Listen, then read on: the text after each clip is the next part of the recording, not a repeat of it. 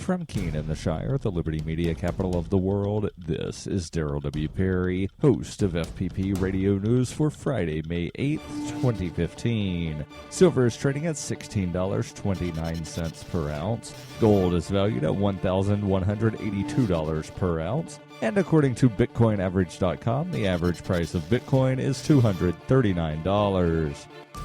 Antiwar.com reports in a 98-1 vote, the Senate yesterday passed a bill that will give them veto power over the P5+1 nuclear deal with Iran. The lone no vote was from ultra-hawkish Senator Tom Cotton from Arkansas, who was angry that his amendments were not approved. The bill has been somewhat watered down from what was initially proposed, and President Obama had said he will sign it, though at this point the overwhelming majority is veto-proof anyhow. The House of Representatives will be the next to debate the bill, with a vote expected there next week. Though there probably will not be any serious obstacles to the vote passing there either, it could face another round of attempts to add amendments aimed at killing the negotiations outright. Senate hawks are expressing hope that even this watered-down bill will effectively do that anyhow, saying they believe that Congress would not approve the deal as presently written and will insist on improvements that will themselves almost certainly be unacceptable to the rest of the nations involved. The lone senator to abstain was Barbara Boxer from California.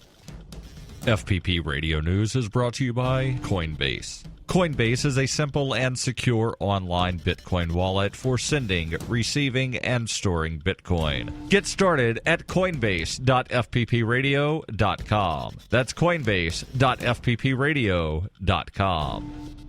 UPI reports a federal appeals court ruled the NSA's collection of telephone metadata on millions of Americans is not authorized by the USA Patriot Act, making it illegal. The SCOPE program was first uncovered by whistleblower and former NSA contractor Edward Snowden in 2013, sparking a debate about privacy, security, and the reach of government surveillance. The court ruled in response to a lawsuit filed by the American Civil Liberties Union arguing the metadata collection violates the privacy rights of Americans. The NSA collected telephone metadata under the authority of Section 215 of the USA Patriot Act, which allowed for secret court orders to collect tangible things that could be used by the government in an investigation. The USA Patriot Act was enacted after the September 11th attacks to combat terrorism. Section 215 expires on June 1st. The court wrote, the text of Section 215 cannot bear the weight the government asks us to assign to it and does not authorize the telephone metadata program.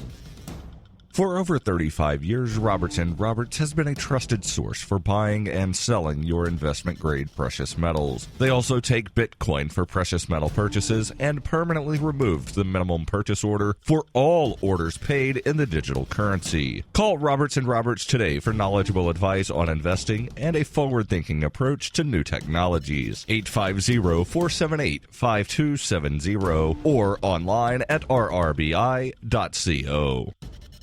Reuters reports Prime Minister David Cameron's Conservatives are on track to govern Britain for another 5 years, even though they are likely to fall just short of an outright majority at Thursday's election, according to exit polling. The poll gave the Conservatives 316 of 650 seats in the lower house of Parliament, and the main opposition, Labour Party, is expected to receive 239. If accurate, that would be one of the center-left Labour Party's worst ever results. Conservative Government Minister Michael Gove said that if the exit poll proved correct, the Conservatives have clearly won this election. Such a result means Britain is likely to face a historic in-out European Union membership referendum in the next 2 years, and that billions of pounds will be cut from government spending to eliminate the budget deficit in the world's fifth largest economy. UK election exit polls have a good track record, but the large number of parties competing this time has raised the potential for error. It will be well into Friday before final results are announced. The poll, conducted by Britain's national broadcasters, suggests Cameron will have multiple options to form a government, perhaps with the support of either the Liberal Democrats, his current coalition partners, or Northern Irish Unionists, or both. He could also try and go it alone. The same poll said the Scottish National Party would win 58 of Scotland's 59 seats, all but wiping out Labour in its former stronghold. SNP leader Nicola Sturgeon said the exit poll's prediction should be treated with huge caution. This has been FPP Radio News, online at fppradio.com.